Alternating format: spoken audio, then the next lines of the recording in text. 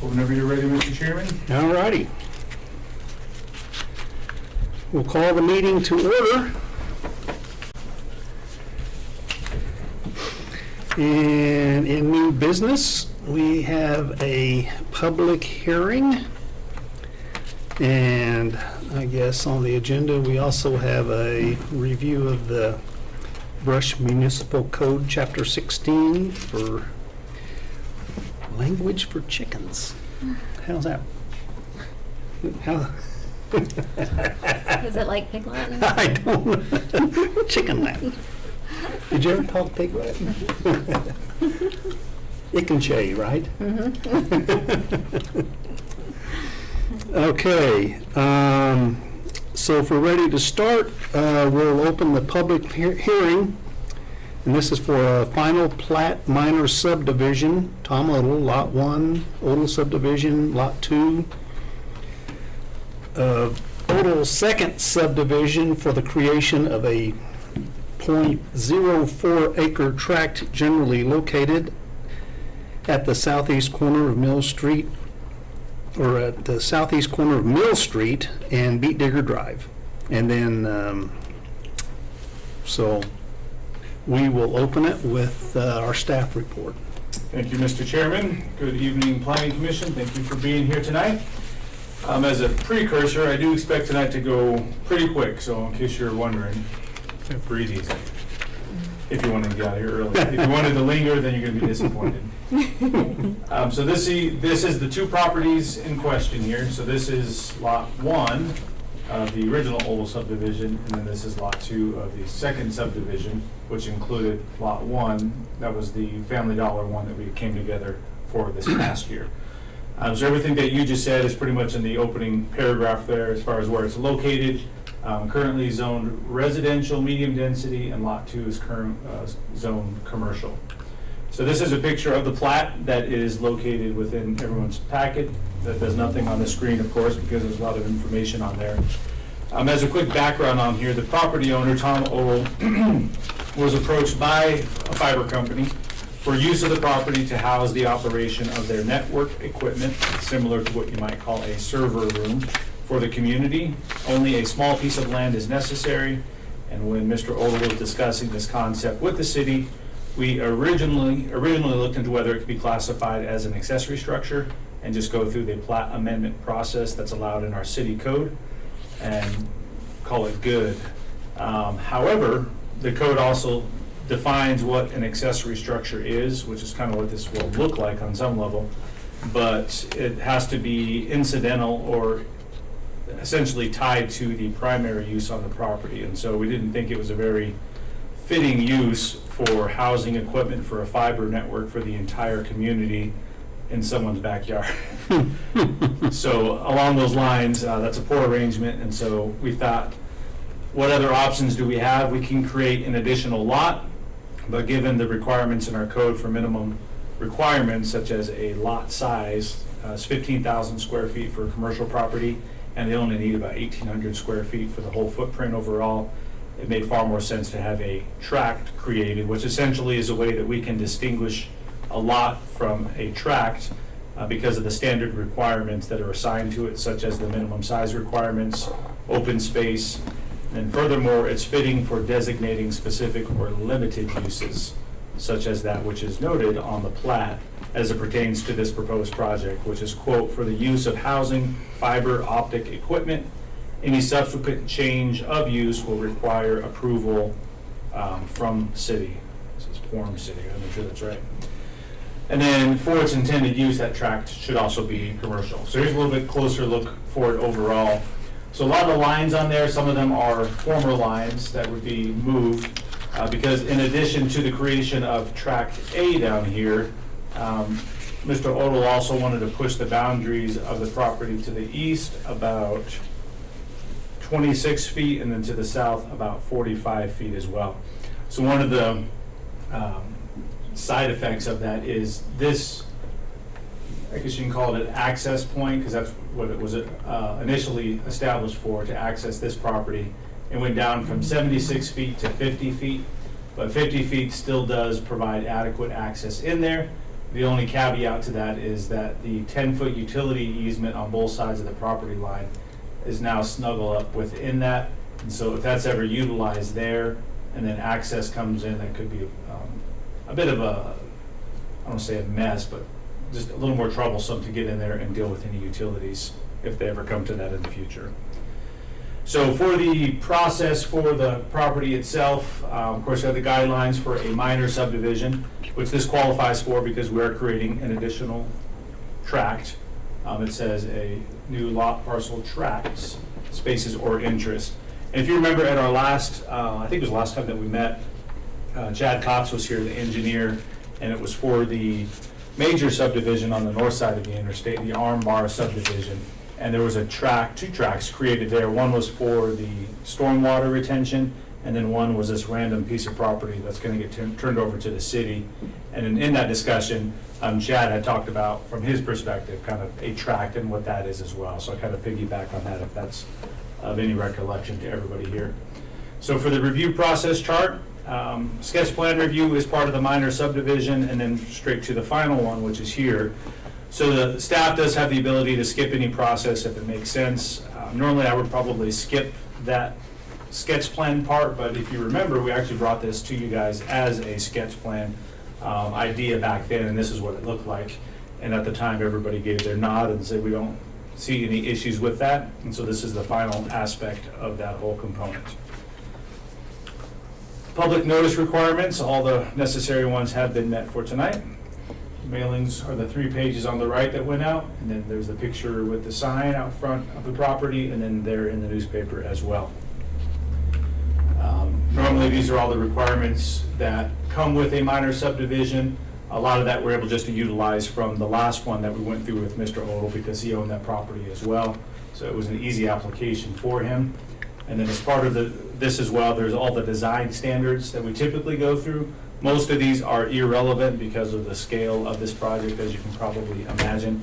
But a couple of them to point out are the easements. So I mentioned those a little bit before. So the old easement is this line down there. So now it's getting bumped over here, so 10 feet there, and then down here is getting pushed to the south side of the tract. So going along there. And then an access easement through here to get to the property. So the whole concept of this is that no one's hardly ever going to be there on site except the occasional person just to check on the equipment, make some minor changes and that kind of thing. This is a private drive here. There's been a historical easement that's been, a prescriptive easement, I guess you could say, that's been utilized for this property. They do have access up here, but there's also access here and there as well. And so them getting access through this property to get to that property, that way they have their own access spot. And then the utilities, this plat satisfies all the requirements that are necessary for the utilities. One thing that I'll mention here in just a second, but over on the west side of this property, historically there's been, through the Allo project and whatnot, they're doing all their locates through here. And there's a gas line, I believe, that runs through there, some different telephone lines, things like that to get down to the school. And there's no easement that's ever been recorded on that. And so a 10-foot easement will also be, should be also included on there as well, which will be one of the changes that are part of the recommendations here. When it comes to the comprehensive plan, kind of a unique project here in doing this, but there are a couple components that does align with our comprehensive plan. Excuse me. As it pertains to just supporting business environment, obviously the intent of this is to serve our community overall, so there's a lot of benefit to that. So in conclusion here, staff does recommend the approval of this, which is the Odell third subdivision, with these following 2 conditions, and of course if the Planning Commission has any additional recommendations. But the first one essentially being natural screening there. So this thing, I didn't put a picture of it in there.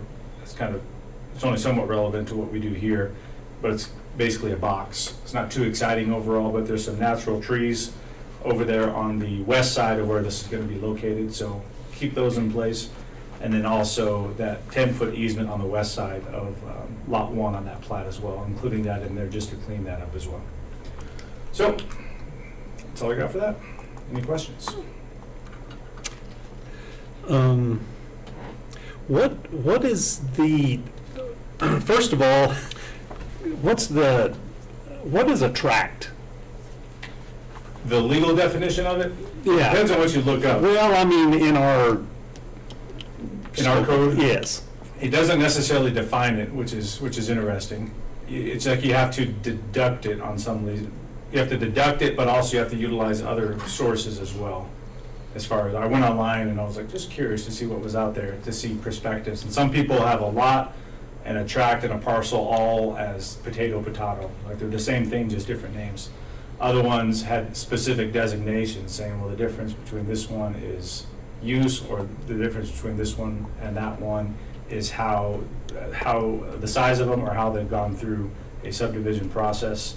And so I'll say this part again, because when I put the language in there, I was trying to create some type of distinguishing mark. And so I would say internally, it's a way that we, within staff or within the city, we can distinguish it from a typical lot and the standard requirements that would be assigned to a typical lot. So this one is smaller than a commercial lot because it has a minimum size requirement. And so this one, there's really no minimum size requirement necessary. So it enables you to create a parcel that's usable for something outside the normal boundaries, but it's a unique fit. And so therefore you can assign very, very limited uses for that piece of property. Who owns the tract? Tom Odell. And then what's the agreement between Tom Odell and the fiber company as far as the tract? They are going to be leasing that from him. I don't know what the length is. So Tom owns, I'll go back to the other one. So Tom owns this lot and this lot. So this one is going to be its own little beast right here. So he'll own all three distinguishable separate pieces of property, but leasing this one out to the fiber company. And on that one, you had the access kind of going up into the west. How come they can't just go straight on to Beat Digger Drive there? Don't they butt up against it? Because it's a private drive, and so that was just one more step for them to have to get permission from the school district to formally give them an access off their private So drive. Tom can just give them permission to go that way? 'Cause that's- Correct, yeah, utilize pre-existing one. So what happens to the, well, so, and there will be a structure there. Correct. And who owns the structure then? Aloe. Not Tom Odell. Oops, what's my second name? The fiber company. Okay, so the building is owned then by Aloe, or the, sorry. It probably doesn't matter. Okay. Yeah. Yeah, so he's giving them permission to construct and operate the building. It's, yeah, completely theirs. And then if they go out of business, then who owns the building? Or what happens to the building? Actually, I didn't look that up in the lease. Either Tom takes it or they gotta take it down. I would imagine the second one, because it probably have no value to him, so they gotta get rid of it. And why is that, why did they select that parcel there? Primarily because of its central location in relation to the entire community, because everything's gonna be feeding into that essentially, and so the more that you're over here or over there, the longer you gotta come from other directions, and there wasn't a whole lot of real estate available. That, I don't know how many different places that they looked at, if this was the first or the 15th, I don't know. But it made sense and obviously worked for everybody involved, property owner and them. So you said that they're looking at coming down the easement that's right there on Beat Digger Drive to access that portion? That the utility easement that is not there yet? You said they located along there, correct? Right where you have your clicker? Aloe did? Correct. Why don't they come down the utility easement that's already established? Well, they may be doing that, but when they were doing their locates, because they're also going out this way to feed the community that way. Oh, so they're probably gonna go two different, that makes sense. And there's already a gas line running through there, you said? That's what they had shared with me, yeah. I didn't know if that would negate the need for having to, well, I guess it still needs to be recorded as an easement if there's utilities in it. Yeah, so that's more of a cleanup from just what was put in there, who knows. And that's so that's an XL, well, you probably don't know, an XL gas line though. to the school and not like the school's private gas line, Correct. depending on where the meter location is. Yeah. Yeah, and through these, the Aloe and Vero projects that we're doing right now, there's a lot of, I can't say a lot, but there are areas around town like that where there's existing utilities where there's never been an easement before. And they were Okay. put in who knows how long ago. And so right now, we're actually trying to clean some of that up where we can. Sure. What type of a building are we looking at? As far as the size of it, Size and appearance and, let me see if I can, what's the guy's name, Joshua?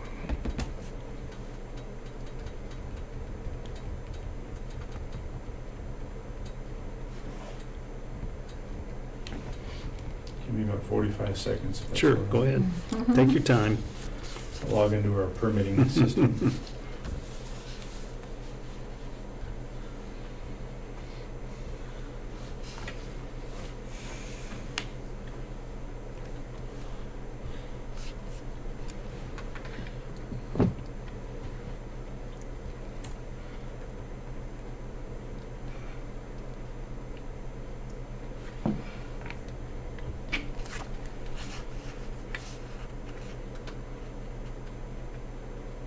I was just wondering if it's going to be objectionable to the neighbors or whatnot.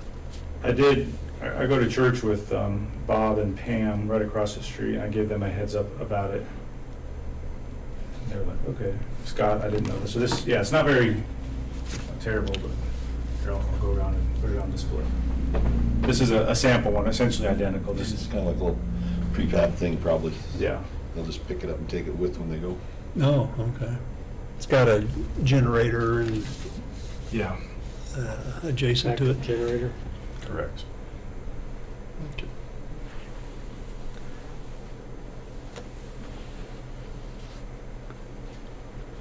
Is there anything now that you say that with the generator, anything we need to worry about, like noise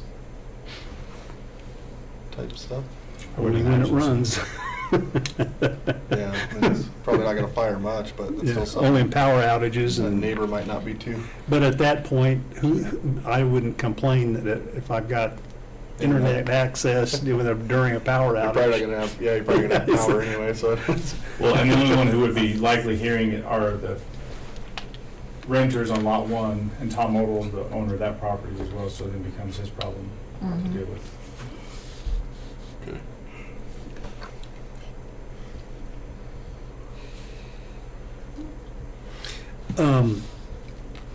And maybe, I mean, I'm sure we've already talked about that, but the access to Lot 1 of the Odell second subdivision next to the east, Yes, so all the access into that property is going to be through that, here. right, you know.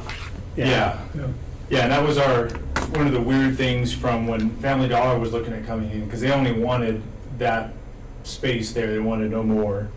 And so it left, the access itself, initially they were gonna come on over here, but we wanted to push them back this way. And so it made sense just to have a mutual access, because if in the future this develops, if it's not owned by the school district, but even if it is actually, but you're gonna need access off here somewhere. So the only spot that made sense was there.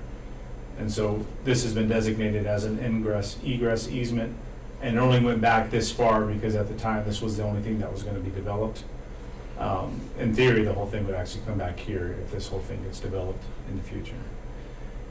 And of course, all things are subject to change. If in 80 years, someone buys all this and they come up with a way to deal with the old landfill stuff there, they clear this whole thing off, they can reconfigure the entire piece of 4 properties. So all the fiber cables and everything, I mean, for the city, do they feed into this location? I mean, you were talking about Yeah, so it's kind of like a water line system or a sewer line where you have like main trunk lines, and then out of that you got smaller ones that go here and there. So the main trunk lines will be the ones that come in. So it's not like 1,000 lines are going to come into this one. and, And in bigger communities, they usually have a few of these in different spots around town. And the purpose of the building is to provide a server? Not really a server, but that kind of thing. You can, as a kind of a central hub for the operation where everything goes, you can go and do any kind of maintenance and repair stuff instead of having to go down and get into all the different lines and stuff. You can troubleshoot and do different things, upgrades, changes. And this is one for the entire city? For the For Allo, correct? Allo, yeah. Yeah. And they don't have, are there other ones that might pop up Oh, like like this? for Vero? Well, whoever, I mean, we have how many fiber companies Just coming in? 3 technically. 3? Viero, they don't Vero have the already footprint has big enough. theirs. Yeah. And Vero has something a little bit different. Ironically, on the southwest corner of the school district property, they just built this little thing recently. They just leased out a portion of land to the school district, and it's a lot smaller than what Allo has here. Oh, it's not even a structure in itself, really. Hmm. Okay.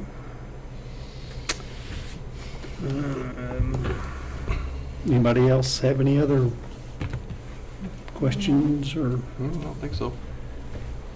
comments?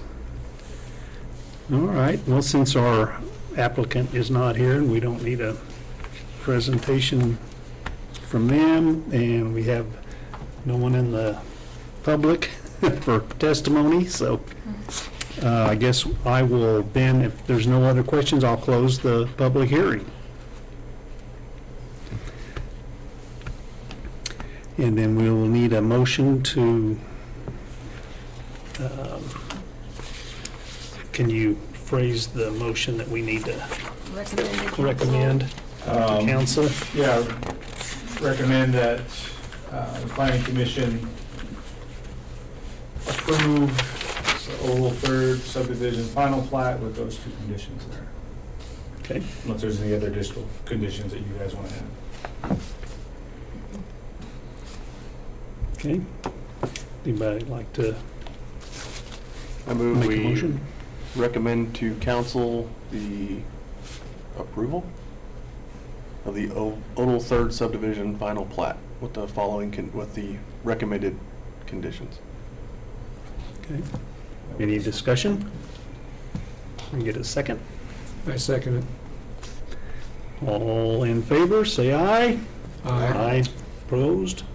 Okay. All right. So, I guess the next thing on our agenda is chicken language. Yeah, so this is really, really simple. So this was initially put out as a public hearing because at the time we had kind of a different approach in how we were going to go forward. So the ordinance that passed back in November is solely assigned to city council for them to come up with all the rules and regulations as it pertains to how we want to have chickens in here. The ballot passed. What, did I say the ordinance passed? Oh. To create an ordinance. Man, she's on top of it. Yeah. And so the role for planning commission is not, we're gonna develop language for that, that's city council's role, but as part of that, because our land use code currently does not have anything for chickens, except that they're prohibited, is that there will have to be changes in the land use code to accommodate whatever it is that city council ends up approving. So council met last night, and what they had looked at is what I had sent out in your packets. And there was some feedback based on that. But I sent that out just as a general reference on this is the direction, as of now, things are gonna go. So the game plan from the staff level is that we'll put all those changes together and then bring them back to council, and then council will have a public hearing for the community to come in and give their feedback on the ordinance, and then council will adopt it based on what kind of responses they get from the community and go from there. But no matter what direction it goes, again, those changes have to be made in the land use code that accommodate chickens. And so within there's just 2 sections. So section 14, we'll have to add the definition of backyard chickens in there. I don't know where this definition came from, but it's pretty darn good, and comprehensive. So that would need to be added in there on us defining what that is, in case anyone, definitions are there for a reason, words mean something. And then the other part is the table itself of our permitted uses. The chickens will have to be added in there as to what zoning districts it will be allowed. So as is proposed in your packets, we have the definition, and then residential estate, low density, and medium density would be, as of now, the only zoning districts where this would be allowed. Shouldn't we leave it in ag though? If it's agriculture. But maybe that's what was, I just copied that off Oh, okay. of what was in the council packet. Okay. I was just thinking. Good catch. I don't know if we have any ag zoning the districts as city of now limits. in city limits, but we always could.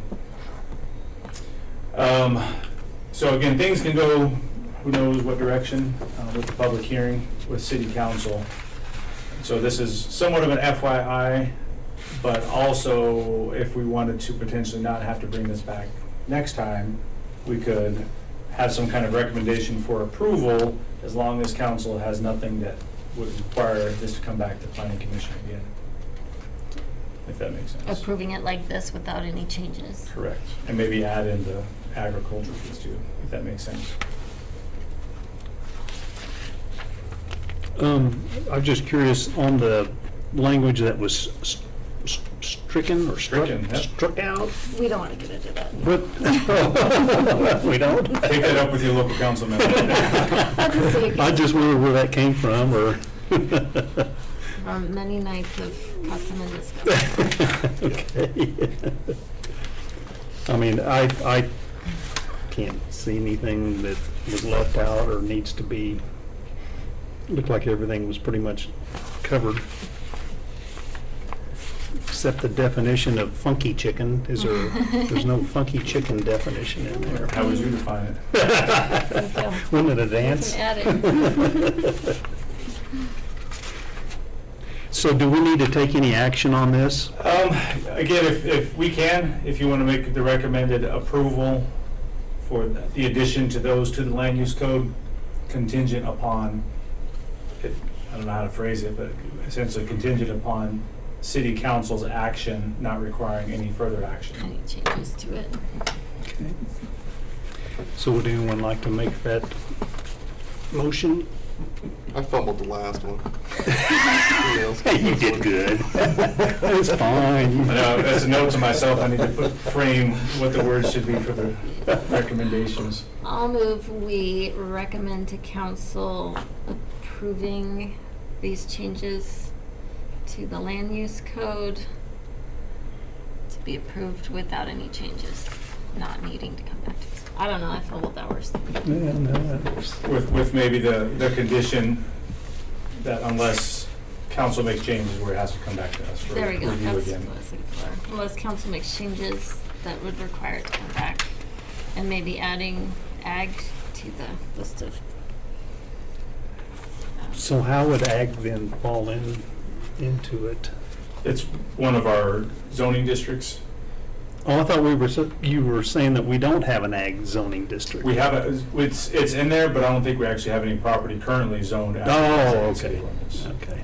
But If in the I think you're future, wrong. if something gets brought into the city limits, Yeah. it would make sense to have ag in there. Yeah, like if someone wants to annex something in and we're not quite sure what to do, and it's a farm right now, we just leave it as a farm until future use or something like that. okay. Second. It's been moved and seconded. Any more discussion? All in favor? Aye. Opposed? Okay. That's it. All right, very good. I guess that is all the business we have tonight. So, can hear a motion to adjourn, we'll do so. I move I we move adjourn. we adjourn. Oh, see, that one we want on. I didn't hear a second. Second. Eager. All right, thank you, everybody. Thanks, Tyler. Thanks, Tyler. Thank you.